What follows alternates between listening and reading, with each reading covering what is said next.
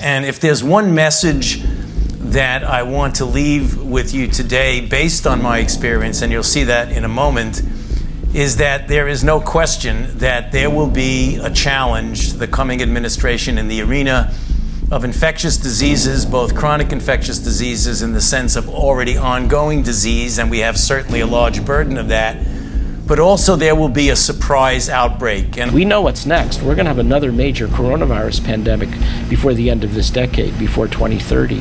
We're going to have zoonotic influenza illness. We're going to have arboviruses, mosquito-transmitted viruses, because of that combination of climate change. We're seeing that now on the Gulf Coast.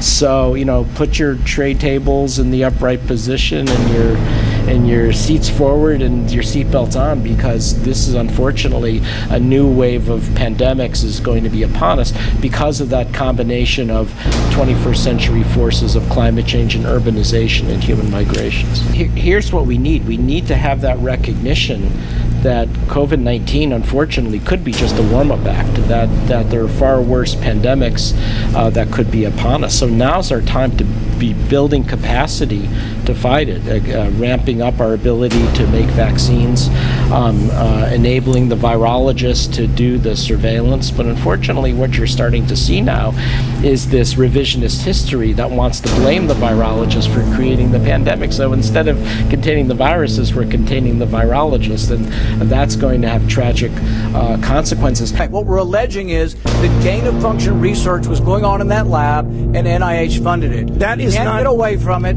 It meets your definition, and you are obfuscating the truth. I'm not obfuscating the truth. You are the one. I'm not obfuscating the truth. You are the one. I'm not obfuscating the truth. You are the one. From the very beginning, Anthony Fauci knew he was involved with funding this lab, and he did everything possible. It's throughout our government. 8 different agencies in our government are covering up their support for this lab in Wuhan. It's ongoing as we speak. Even though we've had unanimous Congress declassify information, I have classified, unclassified information that's being withheld from me to this day. But we have evidence, yes, that they were dishonest, that Anthony Fauci lied in hearings to me, which is a felony, punishable up to 5 years. We now have emails that show him saying that he knew it was gain of function, that the virus looked manipulated, and that he was worried that this came from the Wuhan lab. February 1st of 2020. Then he spent the last 3 years saying nothing to see here. We also know that there was a safety committee that should have reviewed this, and we know that Anthony Fauci went around the safety committee.